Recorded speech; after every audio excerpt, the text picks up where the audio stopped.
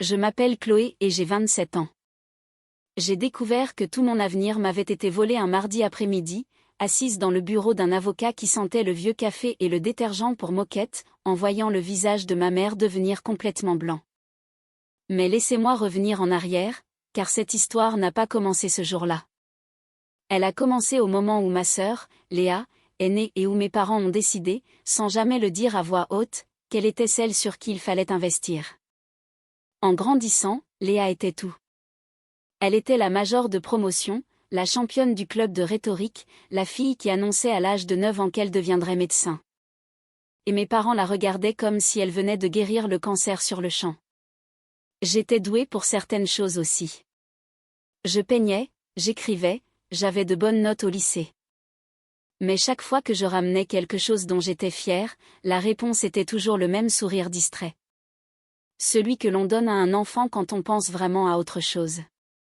Les réussites de Léa étaient encadrées au mur. Les miennes restaient sur le comptoir de la cuisine jusqu'à ce qu'elles disparaissent tranquillement. Ma grand-mère, la mère de mon père, Éléonore, voyait bien. Elle ne disait jamais rien directement, du moins pas à mes parents, mais elle me disait des choses. Elle me tenait le visage entre ses mains et disait « Tu n'es pas moins que l'autre, Chloé. Ne les laisse jamais te faire sentir que tu es moins. » J'avais 12 ans la première fois qu'elle a dit cela. Je ne comprenais pas tout à fait ce qu'elle voulait dire. Quand j'ai eu 16 ans, j'ai compris parfaitement. Ce que j'ignorais, ce que personne ne m'a dit, c'est que ma grand-mère avait mis en place une fiducie à mon nom à ma naissance. 890 000 €. De l'argent qu'elle avait économisé pendant des décennies. De l'argent provenant de la vente d'une propriété qu'elle possédait avant même d'épouser mon grand-père. Elle avait constitué ce fonds discrètement, en privé. Et elle l'avait désigné entièrement pour moi. Pas pour Léa, pas pour la famille, pour moi, pour mes études, mon avenir, ma vie. Je n'ai jamais vu un seul centime. Quand j'ai eu 18 ans, je voulais aller à l'école des Beaux-Arts à Paris. Mes parents m'ont dit que nous ne pouvions pas nous le permettre. Ils ont suggéré la faculté locale en province, l'équivalent d'une community college aux États-Unis, mais adapté au système français. Ils ont dit que je devais être pratique, que l'art n'était pas un métier, que je devais penser de manière réaliste à mon avenir. Je les ai crus. J'avais 18 ans et je faisais confiance au fait que mes parents me disaient la vérité. Alors, je suis allée à l'université publique de ma ville, j'ai enchaîné les petits boulots pour payer mes frais de scolarité, j'ai obtenu un diplôme en communication que j'ai choisi parce que cela semblait sûr, et j'ai passé les années suivantes à construire une vie modeste, prudente, ordinaire. Me demandant toujours pourquoi j'avais l'impression de repartir de zéro alors que les gens de mon âge semblaient avoir une sorte de fondation sous eux. Pendant ce temps, Léa est allée dans une grande université privée. Puis elle est entrée en faculté de médecine, une faculté de médecine très coûteuse. Et mes parents ont payé sans ciller, sans jamais suggérer une seule fois qu'elle contracte des prêts, qu'elle soit pratique ou qu'elle réfléchisse de manière réaliste à l'argent. Je n'ai pas demandé d'où venait l'argent. Je supposais qu'ils avaient des économies dont je n'étais pas au courant. Les familles gardent des secrets financiers tout le temps. Je n'avais aucune raison de m'en douter. Ma grand-mère est tombée malade quand j'avais 25 ans. Un cancer du pancréas, rapide et brutal. Elle est partie dans les 4 mois suivant le diagnostic, et pendant ces derniers mois, elle est restée vive jusqu'à la toute fin. Elle savait exactement ce qu'elle faisait quand elle a appelé son avocat, a mis à jour certains documents et a rédigé une lettre de sa propre main qu'elle a scellée et donnée directement à son avocat avec des instructions précises sur le moment où elle devait être ouverte. Elle savait ce que mes parents avaient fait. Elle le savait depuis des années, et elle attendait, patiente, silencieuse, délibérée, pour s'assurer que lorsqu'elle serait partie, la vérité éclaterait dans une pièce où personne ne pourrait s'en tirer par des mensonges. Ce mardi après-midi au bureau de l'avocat, avec l'odeur du vieux café dans l'air, était cette pièce. La lecture du testament elle-même fut presque ordinaire au début. Nous étions assis sur une rangée de chaises rigides, moi, mes parents, Léa, qui était venue en avion de son internat en médecine, l'air fatigué et vaguement irrité d'être là. Mon père avait son propre avocat avec lui, ce que j'ai trouvé étrange sur le moment. J'ai pensé qu'il était simplement prudent, comme il l'était toujours pour les questions financières. Je ne réalisais pas alors qu'il savait déjà ce qui pouvait arriver. Il vivait avec la possibilité de ce moment depuis des années. L'avocat, un homme discret nommé Maître Dubois, a commencé par les parties standards de la succession. La maison, un petit compte d'investissement, quelques effets personnels. Ma mère était déjà en train de calculer. Je pouvais le voir à sa posture, au léger penchant en avant, aux mains serrées un peu trop fort sur ses genoux. Puis Maître Dubois a marqué une pause et a dit qu'il y avait une question supplémentaire. Il a expliqué que ma grand-mère avait créé une fiducie à ma naissance, financée entièrement à partir de ses biens personnels et désignée exclusivement pour mon bénéfice. Il a indiqué la valeur initiale, 890 000 €. Il a ensuite indiqué la valeur actuelle, 0. Ma mère a émis un son, pas tout à fait un cri, quelque part entre un hoquet et quelque chose de plus aigu. Mon père est devenu très immobile. Léa avait l'air confuse, jetant des regards entre mes parents et l'avocat comme si elle regardait une conversation dans une langue qu'elle ne comprenait pas tout à fait. Je suis restée assise là et j'ai senti le sol se dérober sous moi au ralenti.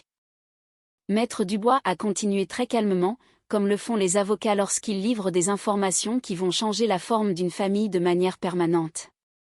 Il a expliqué que la fiducie avait été utilisée à partir de mes 18 ans, que les retraits avaient eu lieu sur une période d'environ 6 ans, que les fonds avaient été utilisés, il a marqué une pause ici, lisant attentivement, pour les frais de scolarité de l'université privée. Les frais de scolarité de la faculté de médecine, les frais de subsistance et les coûts associés pour Léa Marie Durand, le nom complet de ma sœur, dans un document juridique lié à mon argent.